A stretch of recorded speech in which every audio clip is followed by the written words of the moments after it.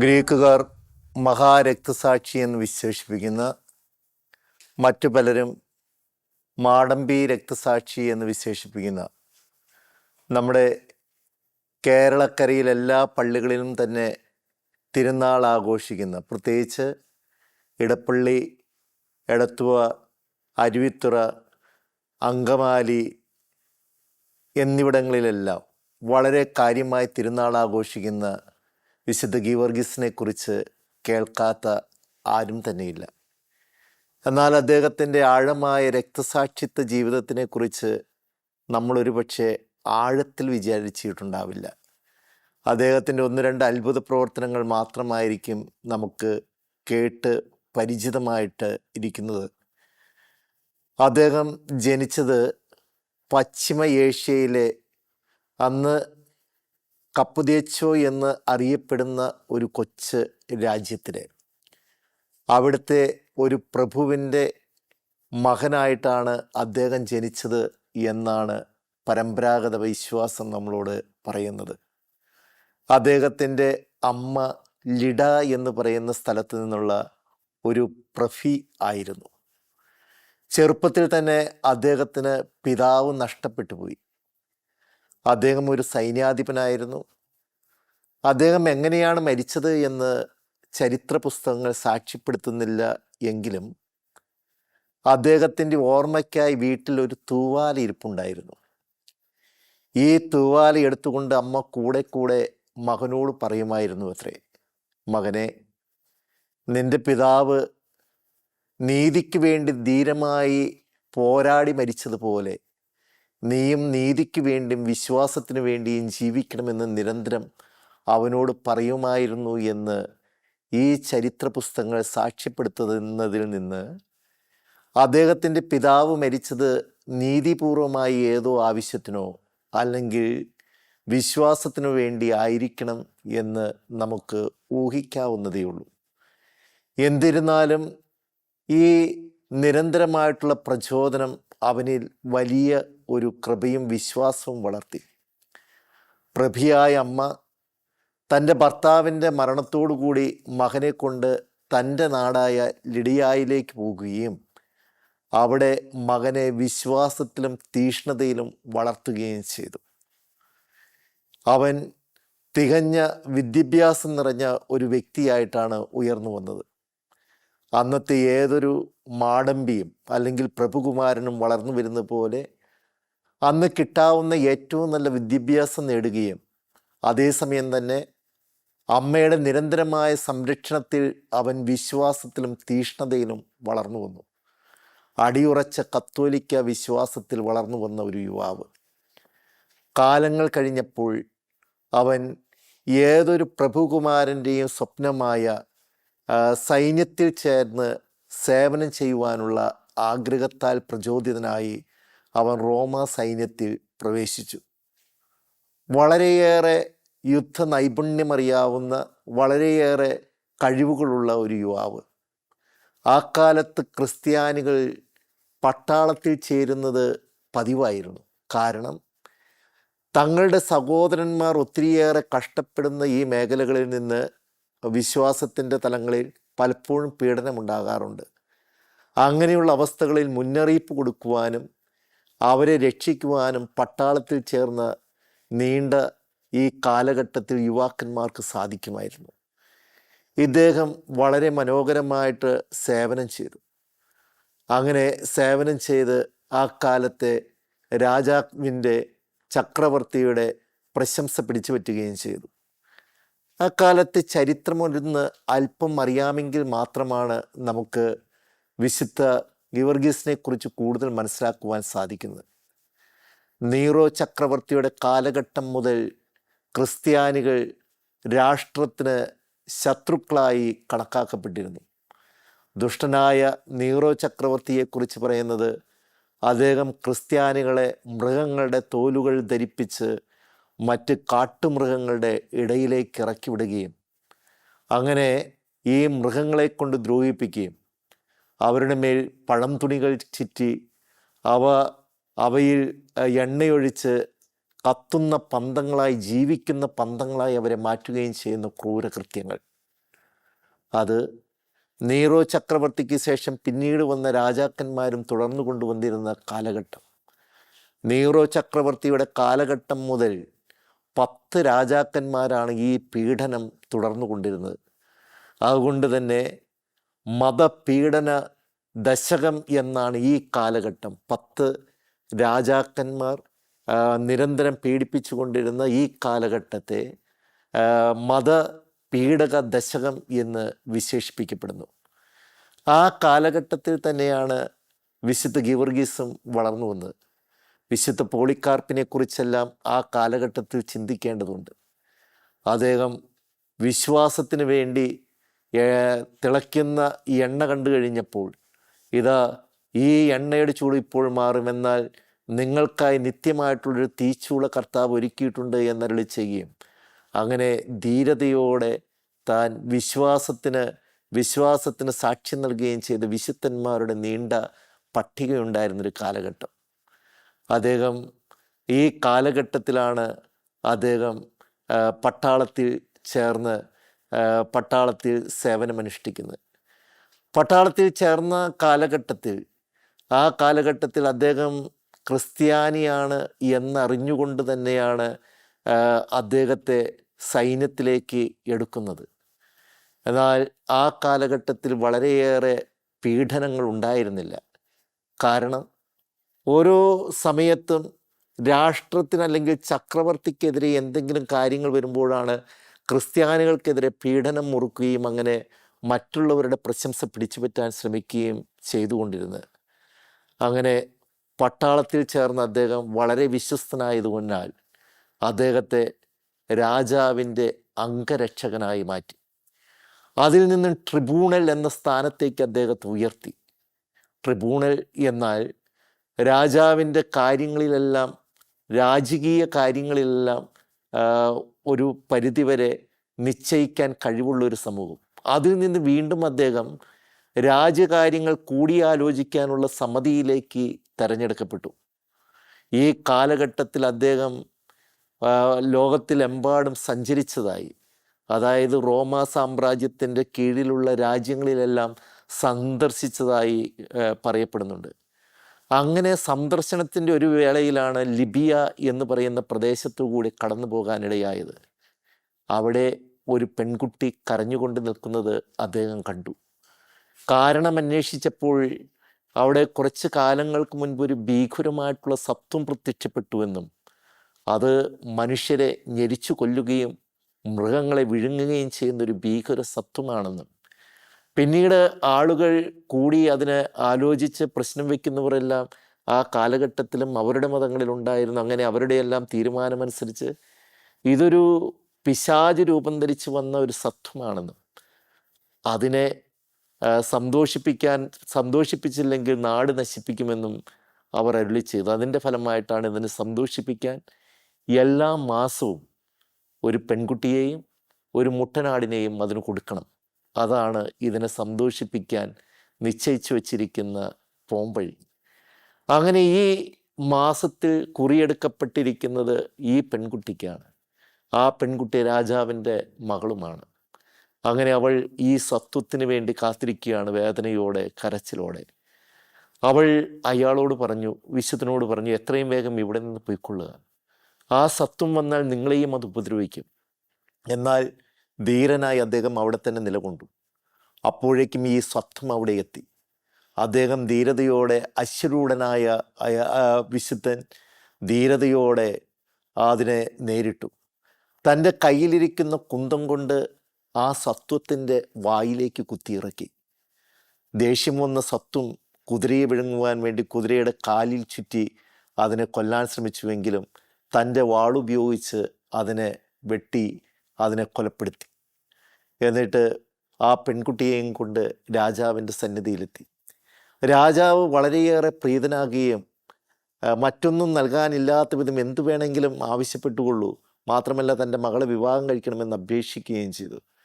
പക്ഷെ അദ്ദേഹം അതൊന്നും വേണ്ട എന്ന് പറയുകയും അതിന് പകരമായി അവർ തൻ്റെ ഏറ്റവും വലിയ സഹായകനായ ക്രിസ്തുവിൻ്റെ വിശ്വാസം സ്വീകരിക്കണം, തൻ്റെ ശക്തിയായ ക്രിസ്തുവിനെ സ്വീകരിക്കണമെന്ന് അരുളി ചെയ്യുകയും ചെയ്തു. അങ്ങനെ രാജാവും ആ രാജ്യത്തുള്ളവരും ക്രിസ്തുമത വിശ്വാസം സ്വീകരിച്ചു എന്നാണ് പറയപ്പെടുന്നത്. ഇത് ഔദ്യോഗികമായിട്ട് സഭ പറയുന്ന കാര്യങ്ങളല്ലെങ്കിലും ഏതോ പൈശാചിക ശക്തികളിൽ നിന്നും സഭയെ മനുഷ്യരെ രക്ഷിക്കുവാൻ വിശുദ്ധ വിശുദ്ധ ഗീവർഗീസിന് സാധിക്കുമായിരുന്നു. ആ പ്രതീകത്തിന് ചൂണ്ടിക്കാണിക്കാനുള്ളൊരു സംഭവമായിട്ടൊക്കെ പറയുന്നവരുണ്ട്. എന്നിരുന്നാലും ഈ പൈശാചിക ശക്തികൾക്കെതിരെ പോരാടുവാൻ ഈ വിശുദ്ധൻ്റെ മാധ്യസ്ഥ ശക്തി വളരെ അനുഗ്രഹദായകമാണ് എന്ന് പറയുന്നതിന് ഒരു പക്ഷേ ആ കാലഘട്ടത്തിൽ നടന്നൊരു സംഭവത്തെ കുറിച്ച് കുറച്ചുകൂടി പൊലിപ്പിച്ച ഒരു സംഭവമായിരിക്കണം ഇത് എന്ന് വിശ്വസിക്കുന്നവരുമുണ്ട്. അങ്ങനെ ആ കാലഘട്ടത്തിൽ ആഫ്രിക്കയിലെ അർമേനിയ എന്ന് പറയുന്ന സ്ഥലത്ത് അദ്ദേഹം കടന്നു ചെല്ലുകയും അവിടെ ജനങ്ങൾക്ക് വിശ്വാസത്തിൽ അടിയുറച്ച് ജീവിക്കുവാനുള്ള പ്രേരണ നൽകുകയും ചെയ്തു. അവിടെയുള്ള ക്രൈസ്തവ സമൂഹത്തിനെ ഇന്നും ജോർജിയൻ സമൂഹം എന്നറിയപ്പെടുന്നു എന്ന് നമുക്ക് മനസ്സിലാക്കാം. പിന്നീട് രാഷ്ട്രത്തിലേക്ക് തിരിച്ചു വന്ന തൻ്റെ രാജ്യത്തിലേക്ക് തിരിച്ചു വന്ന കാലഘട്ടമാണ് നമ്മൾ കാണുന്നത്. രാജ്യത്തിലേക്ക് തിരിച്ചു വന്ന ആ സമയമായപ്പോഴേക്കും മറ്റുള്ളവരുടെ നിർദ്ദേശമനുസരിച്ച് ചക്രവർത്തി കത്തോലിക്ക വിശ്വാസത്തിന് എതിരെ കൽപ്പന പുറപ്പെടുവിക്കുകയുണ്ടായി. അതിന് പുറപ്പെടുവിക്കുന്നതിന് മുൻപ് കൂടിയാലോചന സംഘത്തിൻ്റെ മുൻപിൽ വരണം. കൂടിയാലോചന സംഘത്തിൻ്റെ രാജാവ് പറഞ്ഞാൽ മറുവാക്കില്ലല്ലോ. അവരുടെ മുന്നിൽ വെച്ച് രാജാവ് കൽപ്പിച്ചു, ഈ ജനത, ക്രൈസ്തവ ജനത രാഷ്ട്രത്തിനെതിരാണ്. അതിനാൽ അവരെ ഇല്ലാതെയാക്കുന്നതിനുള്ള പ്രമേയം പാസ്സാക്കണം. ഒരക്ഷരം പോലും മറ്റുള്ളവർ പ്രതികരിച്ചില്ല. എന്ന് മാത്രമല്ല, പലരും അദ്ദേഹത്തിൻ്റെ ഈ കൽപ്പനയെ വളരെ കാര്യമായി പ്രശംസിക്കുകയും ചെയ്തു. എന്നാൽ വേറിട്ടുള്ളൊരു ശബ്ദം വിശുദ്ധ ഗീവർഗീസിൽ നിന്നുയർന്നു. അദ്ദേഹം പറഞ്ഞു, പ്രഭു, ക്രിസ്ത്യാനികൾ അങ്ങ് വിശ്വസിക്കുന്നത് പോലെ, വിചാരിക്കുന്നത് പോലെ രാഷ്ട്രത്തിൻ്റെ എതിരാളികളല്ല. അവർ രാഷ്ട്രത്തിനെ എന്നും ബഹുമാനിക്കുന്നവരാണ്. അവരുടെ നിത്യമായ രാജ്യം സ്വർഗത്തിലാണെങ്കിലും ഭൂമിയിൽ അവർ ഏത് രാജ്യത്താണോ അവർ ആ രാജ്യത്തിൻ്റെ നിയമങ്ങളനുസരിച്ച് മുന്നോട്ട് പോകുന്നവരാണ്. ക്രിസ്ത്യാനികൾ വിശ്വസിക്കുന്നത് അനുസരിച്ച് എല്ലാ അധികാരങ്ങളും വരുന്നത് ദൈവത്തിൽ നിന്നാണ്. അതുകൊണ്ട് അങ്ങയുടെ അധികാരത്തെ മാനിക്കുന്നതിനും ബഹുമാനിക്കുന്നതിനും അവർക്ക് യാതൊരു തടസ്സങ്ങളുമില്ല എന്ന് അദ്ദേഹം ശക്തിയുക്തം പറഞ്ഞു. എങ്കിലും രാജാവിനത് സ്വീകാര്യമായില്ല. എന്നാൽ ഒരു വലിയ സമൂഹത്തിൽ വെച്ച് അദ്ദേഹം അതിന് എതിരെയൊന്നും പറയുന്നില്ല. എന്നിരുന്നാലും പിന്നീട് ഈ വിശുദ്ധ ജോർജിനെ സ്വാധീനിക്കുന്നതിന് വേണ്ടി അദ്ദേഹത്തെ പല ആളുകളെയും വിടുകയും അദ്ദേഹത്തെ ഈ വിശ്വാസത്തിൽ നിന്ന് വ്യതിചലിക്കണമെന്ന് ആവശ്യപ്പെടുകയും ചെയ്തു. രാജാവ് തന്നെ അദ്ദേഹത്തെ വിളിച്ച് അദ്ദേഹത്തോട് പറയുന്നുണ്ട്, ഇപ്പോൾ താങ്കൾ ഈ കൂടിയാലോചന സമിതിയിലെ ഒരാൾ മാത്രമാണ്. അതായത് മന്ത്രിസഭാ സമൂഹത്തിലെ ഒരു മന്ത്രിയെ പോലെ താങ്കളെ ഞാൻ പ്രധാനപ്പെട്ട ആളാക്കി മാറ്റാം. താങ്കൾ ഈ വിശ്വാസം ഉപേക്ഷിക്കണമെന്ന് രാജാവ് അദ്ദേഹത്തോട് ആവശ്യപ്പെട്ടു. പക്ഷേ ക്രൈസ്തവ വിശ്വാസം ഉപേക്ഷിക്കുവാനോ ക്രിസ്തുവിനെ തള്ളിപ്പറയുവാനോ അദ്ദേഹം തയ്യാറായില്ല. താൻ വിശ്വസിക്കുന്ന ക്രിസ്തു തൻ്റെ ആവശ്യങ്ങളിൽ എപ്പോഴും കൂടെ നിൽക്കുന്ന, പതികരോട് കാരുണ്യം കാണിക്കുന്ന നീതിമാനായ ദൈവമാണ്. പിന്നെ എന്തിനാണ് ഞാൻ ക്രിസ്തുവിനെ തള്ളിപ്പറയുന്നത് എന്നായിരുന്നു അദ്ദേഹത്തിൻ്റെ ഭാഷ്യം. അങ്ങനെ വളരെയേറെ ദേഷ്യം വന്ന രാജാവ് ഈ വിശുദ്ധ ഗീവർഗീസിനെ അദ്ദേഹത്തിന് ജയിലിൽ അടയ്ക്കാൻ കൽപ്പിച്ചു. ജയിലിലായിരുന്ന ഗീവർഗീസിനെ കുറിച്ച് ഒത്തിരിയേറെ ചരിത്രങ്ങളുണ്ട്. ജയിലിലായിരുന്ന അദ്ദേഹം പ്രാർത്ഥിച്ചു കൊണ്ടിരിക്കുമ്പോൾ ഒരു ഇരുട്ടുമുറിയിലാണ് അദ്ദേഹത്തെ പ്രവേശിപ്പിച്ചിരുന്നത്. അങ്ങനെ അദ്ദേഹം അതിൽ പ്രവേശിച്ച് പരസ്പരം കാണാൻ, പുറത്തുള്ളവർക്ക് പോലും കാണാൻ പറ്റാത്ത ഇരുൾ നിറഞ്ഞൊരു മുറി, അവിടെ അദ്ദേഹം പ്രവേശിച്ച് ദൈവത്തോട് പ്രാർത്ഥിച്ചപ്പോൾ ഒരു വലിയ പ്രകാശം അവിടെ ഉണ്ടായി. കാവൽക്കാരെല്ലാം അത്ഭുതപ്പെട്ടു നോക്കുമ്പോൾ ഏതോ അദൃശ്യമായിട്ടുള്ളൊരു ശക്തിയാൽ ഒരു പ്രകാശരൂപമായിട്ടുള്ള ഒരാൾ അദ്ദേഹത്തിൻ്റെ അടുത്ത് നിൽക്കുന്നതും അവർ സംസാരിക്കുന്നതുമെല്ലാം അവർ കണ്ടു എന്ന് സാക്ഷ്യപ്പെടുത്തുന്നു. പിന്നീട് ഈ കാവൽക്കാരെല്ലാം ക്രിസ്ത്യാനികളായി മാറുന്നുണ്ട്. അത്രയേറെ വലിയ സാക്ഷ്യമായിരുന്നു. ഈ ശക്തി അദ്ദേഹത്തോട് പറയുന്നുണ്ട്, താങ്കൾ ഇനിയും ധാരാളം കാര്യങ്ങൾ ചെയ്യാനുണ്ട്, താങ്കൾക്ക് പുറത്തേക്ക് പോകാം എന്ന് പറയുന്നത് മൂലം അദ്ദേഹം ജയിലിൽ നിന്ന് വിമോചിതനായി. ജയിലിൽ നിന്ന് അദ്ദേഹം പുറത്തേക്ക് പോകുന്നു. പിറ്റേ ദിവസം അദ്ദേഹത്തെ വിസ്തരിക്കാനായി കൊണ്ടുപോകാനായി ആളുകളെ അയച്ചു രാജാവ്. പക്ഷേ ആ തടവറ ശൂന്യമായിരുന്നു. കുപിതനായ രാജാവ് കാവൽക്കാരെ പലരെയും കൊന്നുകളയുന്നുണ്ട്. അപ്പോഴേക്കും കാവൽഭടന്മാരും കുടുംബങ്ങളും കത്തോലിക്ക വിശ്വാസം സ്വീകരിച്ചു എന്ന് നമ്മൾ കാണുന്നു. അങ്ങനെ പുറത്തേക്കിറങ്ങിയ അദ്ദേഹം ജനങ്ങൾക്ക് ആ കാലത്ത് വളരെയേറെ പീഡനങ്ങൾ സഹിച്ചുകൊണ്ടിരിക്കുന്ന ഈ കാലഘട്ടത്തിൽ ജനങ്ങൾക്ക് ശക്തമായിട്ടുള്ള വിശ്വാസത്തിൻ്റെ പിന്തുണയേറി അവർക്ക് അദ്ദേഹം ശക്തി പ്രദാനം ചെയ്യുന്ന ഒരു ചാലകമായി തന്നെ മാറി. എന്നാൽ താമസിക്കാതെ അദ്ദേഹം വീണ്ടും ജയിലിലാക്കപ്പെടുമെന്ന് അദ്ദേഹത്തിന് ദർശനമുണ്ടാകുകയും അതനുസരിച്ച് ജയിലിലാകുകയും ചെയ്തു. ഈ ജയിലിലായി അദ്ദേഹത്തെ സ്വാധീനിക്കാനായി ഒരു മന്ത്രവാദി അയക്കുന്നുണ്ട്.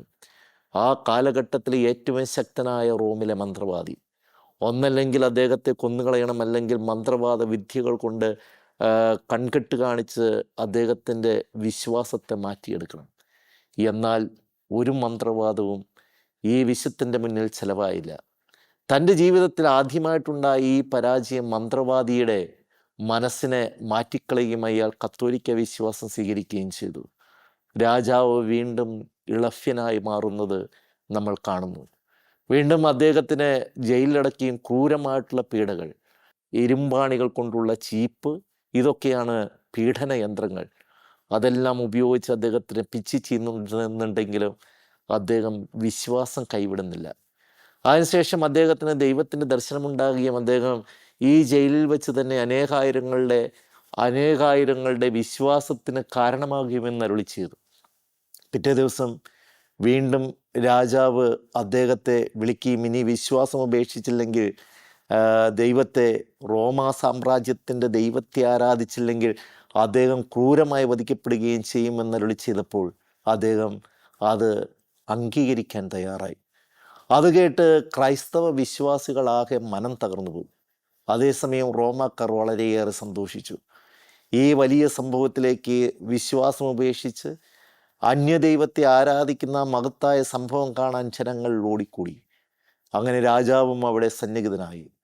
ഒരു വലിയ റോമാദേവതയുടെ വലിയൊരു ബിംബം വെച്ചുകൊണ്ട് അദ്ദേഹത്തെ ആരാധിക്കാനായി അദ്ദേഹത്തെ അവിടെ കൊണ്ടുവന്നു. രാജാവും പരിവാരങ്ങളും വലിയൊരു സമൂഹങ്ങളും സാക്ഷിയായി നിൽക്കുകയാണ്. അപ്പോൾ ഗീവർഗീസ് ഈ പ്രതിമയുടെ മുന്നിൽ ഒരു കുരിശ് വരച്ചിട്ട്, നീ സത്യദൈവമാണെങ്കിൽ, നീ ആരാധനയ്ക്ക് അർഹനാണെങ്കിൽ എന്നോട് പറയുക എന്ന് പറഞ്ഞപ്പോൾ ആ നിമിഷം തന്നെ പ്രതിമകൾ കഷ്ണം കഷ്ണമായി അത് തകർന്നു വീണു എന്നാണ് നമുക്ക് കാണാൻ സാധിക്കുന്നത്. അതോടുകൂടി ജനം ഒന്നടങ്കം അത്ഭുതപ്പെട്ടു പോയി. പലരും തങ്ങളുടെ പഴയ വിശ്വാസം ഉപേക്ഷിച്ച് ക്രൈസ്തവ വിശ്വാസത്തിലേക്ക് പരിവർത്തനം ചെയ്യപ്പെട്ടു. രാജാവ് വീണ്ടും ഇളഭ്യനായി. അദ്ദേഹത്തെ ഒരു ദിവസം അവിടെ താമസിപ്പിക്കുകയും ചെയ്തു. അദ്ദേഹത്തെ താമസിപ്പിച്ച ആ ദിവസം അദ്ദേഹം രാജാവിൻ്റെ ഭാര്യയോടും മകളോടും സംസാരിക്കാനിടയായി. അവരും ക്രൈസ്തവ വിശ്വാസം സ്വീകരിച്ചു. പിന്നീട് തൻ്റെ ഭാര്യയുടെയും മകളുടെയും ജീവിതത്തിലുള്ള ചെറിയ ചെറിയ വ്യത്യാസങ്ങൾ രാജാവ് ശ്രദ്ധിക്കുന്നുണ്ട്. അദ്ദേഹത്തിനൊരു സംശയമായി, തൻ്റെ ഭാര്യയും മകളും തൻ്റെ ആജ്ഞ ലംഘിച്ച് ക്രൈസ്തവ വിശ്വാസത്തിന് വംശപ്പെട്ടുവോ വിധേയപ്പെട്ടുവോ എന്ന് അദ്ദേഹം സംശയിക്കുന്നുണ്ട്. അങ്ങനെ വിളിച്ചു ചോദിച്ചപ്പോൾ അവരെ രണ്ടുപേരെയും രാജസന്നിധിയിലേക്ക് വിളിച്ചു. ചോദിച്ചപ്പോൾ അവർ ധൈര്യസമേതം തങ്ങളുടെ ക്രൈസ്തവ വിശ്വാസം ഏറ്റുപറയുകയും തന്മൂലം അവരുടെ ശിരച്ഛേദനം നടത്തുകയും ചെയ്തു. വീണ്ടും ക്രൂരമായിട്ടുള്ള പീഡകൾ നമ്മൾ കാണുന്നുണ്ട്. ജീവിതത്തിൽ താൻ ഇന്നുവരെ അനുഭവിക്കാത്ത, കേട്ടിട്ട് പോലുമില്ലാത്ത ക്രൂരമായ പീഡനങ്ങളിലൂടെ വിശുദ്ധ ഗീവർഗീസിന് കടന്നു പോകേണ്ടി വന്നു. എന്നിരുന്നാലും താൻ വിശ്വാസത്തിൽ നിന്ന് അല്പം പോലും വ്യതിചലിക്കുകയോ വിശ്വാസത്തിനെതിരെ ഒരു വാക്കുരിയാടുകയോ ചെയ്യാതെ മറ്റുള്ള വിശ്വാസികൾക്ക് ധീരമായിട്ടുള്ള ഒരു മാതൃകയായി തീരാൻ നിരന്തരം അദ്ദേഹം പ്രയത്നിച്ചു. അദ്ദേഹത്തെ വധിക്കുവാൻ, അവസാനം അദ്ദേഹത്തിനെ ഇല്ലാതെയാക്കുവാൻ കൽപ്പന കടന്നു വന്നു. ആ സമയത്ത് അദ്ദേഹത്തിൻ്റെ സുഹൃത്തുമായി അദ്ദേഹത്തിന് 1 മണിക്കൂർ സമയം ചെലവഴിക്കാനുള്ള ഒരു അനുവാദം കിട്ടുന്നുണ്ട്. സുഹൃത്ത് അദ്ദേഹത്തിനെ അവസാന നിമിഷങ്ങളിൽ പിന്തിരിപ്പിക്കാൻ ശ്രമിക്കുന്നുണ്ടെങ്കിലും അദ്ദേഹം ധീരതയോടെ സുഹൃത്തിനെ ആശ്വസിപ്പിക്കുകയും ഇത് ദൈവത്തിൻ്റെ ഗീതമാണ്, ദൈവത്തിന് വേണ്ടി ജീവിക്കുന്നവർക്ക് മരണമില്ല എന്ന് എന്ന തൻ്റെ വിശ്വാസം അറിയിച്ചുകൊണ്ട് ധീരതയോടെ മുന്നോട്ട് പോവുകയും ചെയ്യുന്നു. പിറ്റേ ദിവസം അദ്ദേഹത്തിനെ വധിക്കുവാനുള്ള ആജ്ഞ പുറപ്പെടുവിച്ച് ആ സമയമായി. അദ്ദേഹത്തെക്കുറിച്ച് പറയുന്നത്, ഒരു മണവാളൻ എങ്ങനെയാണോ വിവാഹത്തിന് പോകുന്നത് അതുപോലെ അണിഞ്ഞൊരുങ്ങി സന്തോഷത്തോടെ കടന്നു വരുന്ന ഒരു യുവാവിൻ്റെ ചിത്രമാണ് നമുക്കവിടെ കാണാൻ സാധിക്കുന്നത്. അദ്ദേഹം ധീരതയോടെ ആരാച്ചാരെ സമീപിച്ചു. ആരാച്ചാരോട് അദ്ദേഹം അല്പസമയം പ്രാർത്ഥനയ്ക്ക് വേണ്ടി ആവശ്യപ്പെട്ടു. അങ്ങനെ പ്രാർത്ഥനയ്ക്കുള്ള സമയം നൽകുകയും അദ്ദേഹം സ്വർഗത്തിലേക്ക് കണ്ണുകളുയർത്തി പ്രാർത്ഥിക്കുകയും ചെയ്തു. സ്വർഗീയ പിതാവേ, ഭൂമിയിൽ അങ്ങയെ മഹത്വപ്പെടുത്തി ജീവിച്ച എന്നെ സ്വർഗത്തിൽ വിശുദ്ധരുടെ സമൂഹത്തിൽ ചേർക്കണമേ എന്ന പ്രാർത്ഥനയെ അദ്ദേഹം പ്രാർത്ഥിച്ചു. അതിനുശേഷം അദ്ദേഹം നിർഭയം സന്തോഷത്തോടെ പുഞ്ചിരി തൊഴുകുന്ന മുഖത്തോടെ അദ്ദേഹം ഭടനോട് എൻ്റെ ജീവൻ എടുത്തുകൊള്ളുക എന്ന് പറയുകയും ചെയ്തു. അദ്ദേഹം ഒറ്റവെട്ടിന് ഈ വിശുദ്ധൻ്റെ തല ശിരസിൽ നിന്ന് വേർപെടുത്തി. വളരെയേറെ മരണത്തിന് ശേഷവും വളരെയേറെ അത്ഭുതങ്ങൾ കാണിക്കുന്ന വിശുദ്ധനാണ് വിശുദ്ധ ജോർജ്. അദ്ദേഹം ഇംഗ്ലണ്ടിൻ്റെ സംരക്ഷക വിശുദ്ധനാണ്. ഇംഗ്ലണ്ടിൻ്റെ സംരക്ഷക വിശുദ്ധനായി മാറുന്നതിന് വേണ്ടി ചില കാര്യങ്ങൾ അവിടെ സംഭവിച്ചിട്ടുണ്ട് എന്നാണ് പറയുന്നത്. മൂന്നാം കുരിശ് യുദ്ധത്തിൽ ഏറെക്കുറെ ഇംഗ്ലണ്ടിൻ്റെ സൈന്യം തുർക്കികളോട് തോൽക്കുമെന്ന ഘട്ടത്തിലെത്തിയപ്പോൾ അശ്വരൂഢനായ ഒരു യുവാവ്, ബെൽറ്റിൽ കുരിശ് രൂപം ധരിച്ചൊരു യുവാവ്, അദ്ദേഹം പെട്ടെന്ന് പ്രത്യക്ഷപ്പെടുകയും ഈ പടയാളികൾക്ക് അതൊരു പ്രചോദനമായി അദ്ദേഹം തന്നെ യുദ്ധം നയിക്കുകയും ചെയ്തു. അങ്ങനെ അത്ഭുതകരമായി യുദ്ധം വിജയിപ്പിക്കാനായിട്ടിടയായി. ആ കാലഘട്ടത്തിലെ രാജാവായ എഡ്വേർഡ് മൂന്നാമൻ അങ്ങനെ ഇംഗ്ലണ്ടിൻ്റെ സംരക്ഷക വിശുദ്ധനായി അദ്ദേഹത്തിന് ഉയർത്തി. ക്രിസ്ത്യാനികളുടെ ഇടയിൽ മാത്രമല്ല, മുസ്ലിങ്ങളുടെ ഇടയിലും ഈ വിശുദ്ധനെക്കുറിച്ചുള്ള ധാരാളം ചിന്തകളുണ്ട് എന്ന് ചരിത്ര പുസ്തകങ്ങൾ സാക്ഷ്യപ്പെടുന്നു. ധീരനായ ഒരു ജോർജിനെക്കുറിച്ച് മുസ്ലിങ്ങളുടെ പാരമ്പര്യങ്ങളിലും നമ്മൾ ഇതുപോലെ ഒരു പാരമ്പര്യം കാണുന്നുണ്ട്. പ്രിയപ്പെട്ടവരെ, വിശ്വാസത്തിന് വേണ്ടി തീഷ്ണതയോടെ രാജാവിൻ്റെ തൻ്റെ മുന്നിൽ നീട്ടിവെച്ച രാജാധികാരങ്ങളും മറ്റുമെല്ലാം വളരെ പുല്ലുപോലെ വലിച്ചെറിഞ്ഞ് ദൈവീക രാജ്യത്തിന് വേണ്ടി അക്ഷീണം പ്രയത്നിച്ച ഒരു ധീരനായ ഈ പടയാളിയുടെ തിരുനാൾ ആഘോഷിക്കുമ്പോഴോ ആ വിശുദ്ധൻ്റെ പേരിലുള്ള പള്ളികളിലേക്ക് കയറുമ്പോഴോ ഈ വിശുദ്ധനെ പോലെ വിശ്വാസത്തിന് വേണ്ടി പ്രതികൂല സാഹചര്യങ്ങളും വിശ്വാസത്തിനെ മുറുകെ പിടിച്ച് ജീവിക്കുവാനുള്ള കൃപയ്ക്ക് വേണ്ടി നമുക്ക് പ്രാർത്ഥിക്കാം. വിശുദ്ധ ഗീവർഗീസിൻ്റെ മാധ്യസ്ഥം നമ്മുടെ കുടുംബങ്ങളെയും നമ്മളെയും ധന്യരാക്കട്ടെ എന്ന് ആശംസിക്കുന്നു, പ്രാർത്ഥിക്കുന്നു. ദൈവം അനുഗ്രഹിക്കട്ടെ.